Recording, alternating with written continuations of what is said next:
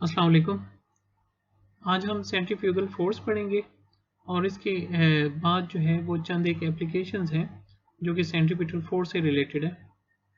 तो centrifugal force होती क्या है बच्चों? आपने सेंट्रीपिटल फोर्स पढ़ा है। सेंट्रीपिटल फोर्स की डायरेक्शन किधर होती है? Toward centre of the circle, क्योंकि इसका नाम ही सेंट्रीपिटल यानी कि सेंटर सीकिंग फोर्स है। तो न्यूटन थर्ड लॉ के मुताबिक हर एक्शन का रिएक्शन होता है। तो इसका मतलब ये हुआ कि अगर सेंट्रीपिटल फोर्स की डायरेक्शन है toward centre of the circle, या ये एक ऐसी फोर्स है जो चाहती है बॉडी सर्कल में मूव करे, तो इसका रिएक्शन क्या होगा? वो मैग्नीट्यूड में तो जाहिर है इक्वल होगा, लेकिन डायरेक्शन में इसके ऑपोजिट होगा। तो मैग्नीट्यूड तो वही आएगी mv² डिवाइडेड बाय r, लेकिन जो डायरेक्शन है वो क्या होगी? उसके ऑपोजिट, सेंट्रीपिटल फोर्स के ऑपोजिट। और सेंट्रीपिटल फोर्स का ऑपोजिट किधर होगा? अवे, डायरेक्टेड आउटवर्ड या away from the centre of circle. जैसे कि आपको फिगर में एक लेडी बग नजर आ रहा है और वो एक कैन के अंदर है और हम एक स्ट्रिंग में उसे जो है वो स्ट्रिंग के जरिए उसे घुमा रहे हैं। तो हमने उस कैन को टाई किया है एक स्ट्रिंग के साथ। अब सेंट्रीपिटल फोर्स की डायरेक्शन आपको जाहिर है नज़र आ रही होगी। तो अगर जब हम उसे रोटेट करेंगे तो जाहिर है सेंट्रीपिटल फोर्स इस कैन को मूव कराएगी एक सर्कुलर पाथ में, और इस सेंट्रीपिटल फोर्स की डायरेक्शन होगी toward centre of the circle. उस सेंट्रीपिटल फोर्स की वजह से क्या होगा कि जो लेडी बग है वो एक फोर्स एक्सपीरियंस करेगा toward centre of the circle. तो इसका ऑपोजिट क्या होगा? लेडी बग एक फोर्स फील करेगा किसकी तरफ? फ्लोर की तरफ। ठीक है, जैसे ग्रेविटी है, ग्रेविटी की वजह से आप फ्लोर को प्रेस कर रहे हैं, इसी तरह यहाँ पे जो लेडी बग है वो जो फ्लोर है कैन का उस पे एक फोर्स एक्सपीरियंस करेगा।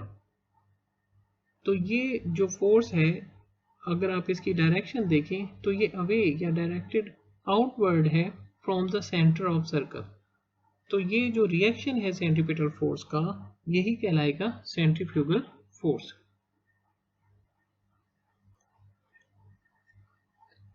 और इसकी जो डायरेक्शन है वो क्या है? Outward of the circle. इसी तरह अगर आप एक स्टोन को मूव कराते हैं एक सर्कल के अंदर, तो जो सेंट्रीपिटल फोर्स किसकी वजह से है? टेंशन इन द स्ट्रिंग की वजह से, जो उसे पुश करेगी toward the centre of the circle.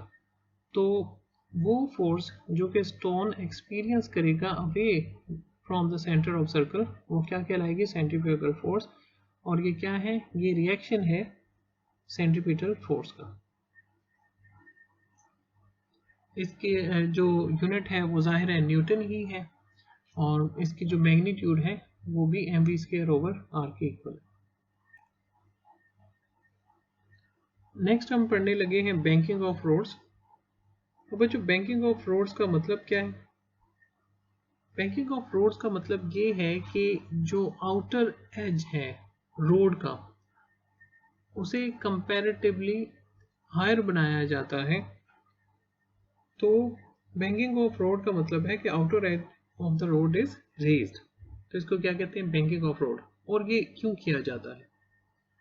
इसे बच्चों इसलिए किया जाता है क्योंकि अगर हम वैसे बात करें कि एक स्ट्रेट रोड है और उस पर कार चल रही है, ठीक है, से कि हम एक स्ट्रेट रोड बनाते हैं और उस पर कार जो है वो चल रही है। अब जो कार है वो ग्रिप क्यों कर रही है रोड पे? फोर्स ऑफ फ्रिक्शन की वजह से। अगर फोर्स ऑफ फ्रिक्शन ना हो तो कार इजीली उसके ऊपर जो है वो ट्रेवल नहीं कर सकेगी। क्यों? क्योंकि फोर्स ऑफ फ्रिक्शन इतनी नहीं है कि वो कार जो है वो उस पर प्रॉपरली चल सके, वो स्लिप हो जाएगी। तो कौन ग्रिप प्रोवाइड करता है रोड पे किसी भी व्हीकल को? वो क्या है? Force of friction.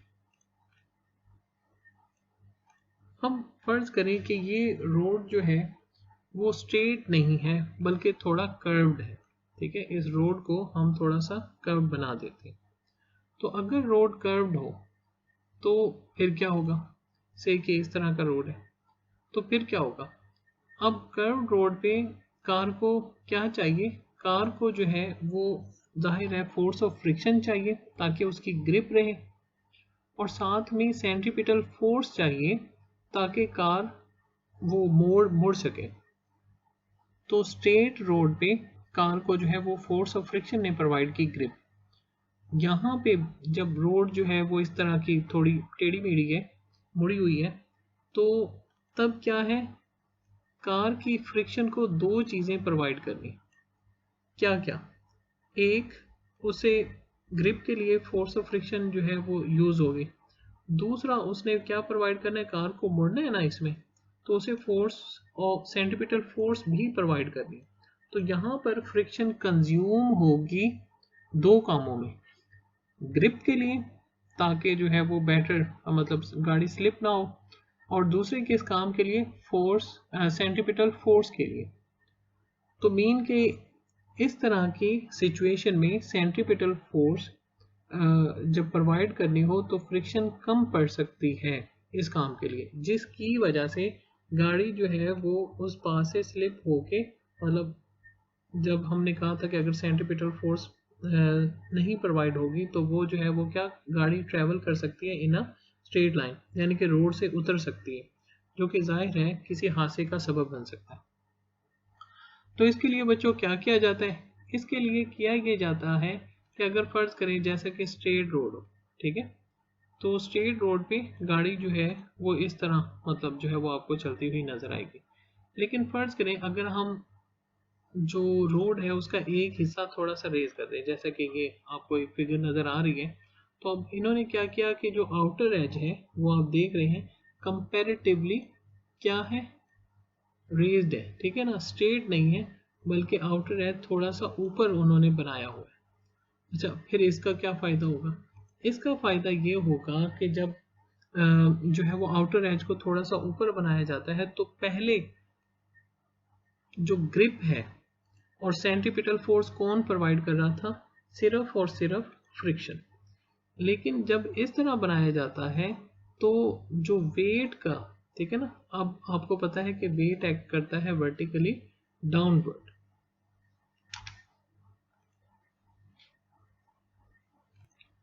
तो वेट एक्ट करता है वर्टिकली डाउनवर्ड। लेकिन जब रोड इस तरह हो तो वेट का कुछ हिस्सा एक्ट करता है, तो वेट पूरे का पूरा वर्टिकली डाउनवर्ड नहीं एक्ट करता बल्कि वेट का कुछ हिस्सा मतलब जो है सरफेस के ऊपर नॉर्मल बनाता है, और वेट का जो दूसरा हिस्सा है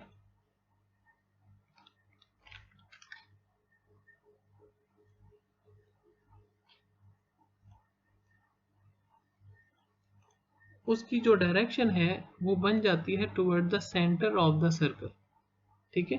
तो इसको कहते हैं कंपोनेंट ऑफ व्हीकल वेट। अच्छा, कंपोनेंट्स कैसे बनते हैं, कंपोनेंट्स बच्चों ये अब अगले चैप्टर में हमें आएगा कि हम कंपोनेंट्स को कैसे बना सकते हैं, ठीक है। तो अभी बस आपने ये याद रखना है कि वेट का कुछ हिस्सा सेंट्रीपिटल फोर्स भी हमें प्रोवाइड करने में हेल्प देगा। तो उसका वेट इस तरह एक्ट करता है कि वेट का कुछ हिस्सा एक्ट करता है जैसा कि रोड एक सर्कल का हिस्सा हो तो उसकी जो डायरेक्शन है, वेट के कुछ हिस्से की डायरेक्शन हो जाती है toward centre of the circle, तो वो ऐसे ही एक्ट करता है जैसा कि वो सेंट्रीपिटल फोर्स को प्रोवाइड करने का एक जरिया बन जाए। तो हम इसे सारी बातों को कंबाइन कर लेते हैं। तो बैंकिंग ऑफ रोड्स का क्या मतलब है, outer as of the road को रेज कर देना कहलाता है बैंकिंग ऑफ रोड, ठीक है। तो रोड के आउटर एज को रेज कर देना कहलाता है बैंकिंग ऑफ रोड्स। स्ट्रेट तो स्ट्रेट रोड पे कौन ग्रिप प्रोवाइड करता है, फोर्स ऑफ फ्रिक्शन, ठीक है। तो फिर ये होगा बच्चों के सिर्फ फोर्स ऑफ फ्रिक्शन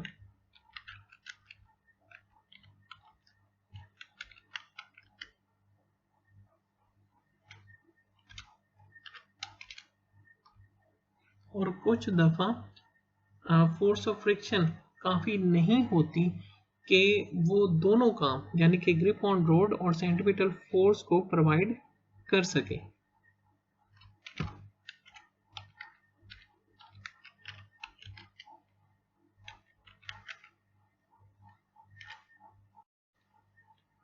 लास्ट में बच्चों के बैंकिंग ऑफ रोड्स का क्या एडवांटेज है कि बैंकिंग की वजह से component of vehicle wait provide करता है necessary centripetal force while taking a turn, और उसका फ़ायदा क्या होता है कि कार स्किडिंग से या स्लिपिंग से बच जाती है। जो वॉशिंग मशीन ड्रायर है वो भी एक यानी कि प्रैक्टिकल एप्लीकेशन कह सकते हैं सेंट्रीपिटल फोर्स की। अब इसमें बच्चों सेंट्रीपिटल फोर्स रोल प्ले करती है वाटर को निकालने के लिए। अब जब जो वॉशिंग मशीन ड्रायर है वो तेज़ स्पीड के साथ घूमता है तो जाहिर है वो मोमेंटम गेन करता है। अब वो जितनी ज़्यादा स्पीड के साथ घूमेगा तो सेंट्रीपिटल फोर्स के मुताबिक जो टब है, जो वाल्स हैं, वो फोर्स लगाएंगी क्लॉथ्स पे, ठीक है, टुवर्ड द सेंट्रल एक्सिस। वो जो सेंटर वाला एक रॉड सा नज़र आ रहा है ना, उसकी तरफ आप कह लें, मतलब उसे सेंटर की तरफ पुश करेंगी, ठीक है, वॉल्स। एज अ रिएक्शन के तौर पे जो क्लॉथ्स हैं वो फोर्स लगाएंगे टब पे। अब हुआ क्या है, मैं रिपीट कर देता हूँ। टब फोर्स लगा रहा है क्लॉथ्स पे और क्लॉथ्स फोर्स लगा रहे हैं टब पे। जितनी ज़्यादा स्पीड से टब घूमेगा उतनी ज़्यादा वो सेंट्रीपिटल फोर्स प्रोवाइड करेगा, और जाहिर है उतनी ज़्यादा फोर्स जो क्लॉथ्स हैं वो लगाएंगे टब पे। अब जो दीवारें हैं, जो वॉल्स हैं टब की, उसके अंदर क्या है, सुराख है, होल्स है। अब वो क्लॉथ्स को तो फोर्स लगाने देते हैं on the walls of dryer, लेकिन जो वाटर है उसे फोर्स नहीं लगाने देते, क्योंकि ज़ाहिर है उसमें सुराख है। तो जब वाटर वही फोर्स एज अ रिएक्शन के तौर पे वॉल्स पे लगाना शुरू करता है तो जाहिर है वो उसमें से बाहर निकलना शुरू हो जाएगा उनके अंदर सुराख की वजह से। तो अब वो कैसे निकलेगा, टेंजेंट टू द सर्कल, क्योंकि अगर आपको याद हो कि अगर कोई बॉडी सर्कल से बाहर निकलेगी तो वो किधर निकलेगी, टेंजेंट टू द सर्कल। वो मूव करेगी इन अ स्ट्रेट लाइन, जैसा कि इनर्शिया की जो प्रॉपर्टी है वो इंडिकेट करती है। तो लास्ट में मैं रिपीट कर देता हूँ। ट्रक जो है वो हायर स्पीड के साथ घूमता है, जितनी स्पीड से ज़्यादा घूमेगा उतनी ज़्यादा वो फोर्स लगाएगा on the cross. As a reaction के तौर पे क्रॉस फोर्स लगाएंगे on the walls of the dryer. तो वॉल्स ऑन द ड्रायर जो है वो मतलब फोर्स जब एग्जर्ट करते हैं क्लॉस उस पर, तो क्लॉस तो फोर्स एग्जर्ट कर लेते हैं बिगर साइज की वजह से, लेकिन जो उसके अंदर वाटर ड्रॉपलेट्स हैं वो जब वही फोर्स एक्सर्ट करने की ट्राई करते हैं तो इर्द गिर्द सुराख होते हैं, तो वो फोर्स एक्सर्ट नहीं कर सकते और एस्केप आउट हो सकते हैं, एस्केप आउट हो जाते हैं through the holes of dryer. और बच्चों लास्ट है वो है क्रीम सेपरेटर। अब क्रीम सेपरेटर में बच्चों क्या होता है, क्रीम सेपरेटर का एक रूल है, और वो है रूल बेस्ड है सेंट्रीफ्यूज मशीन पे। अब सेंट्रीफ्यूज मशीन क्या होती है बच्चों, उसमें हैवी पार्टिकल्स और लाइट पार्टिकल्स को घुमाया जाता है।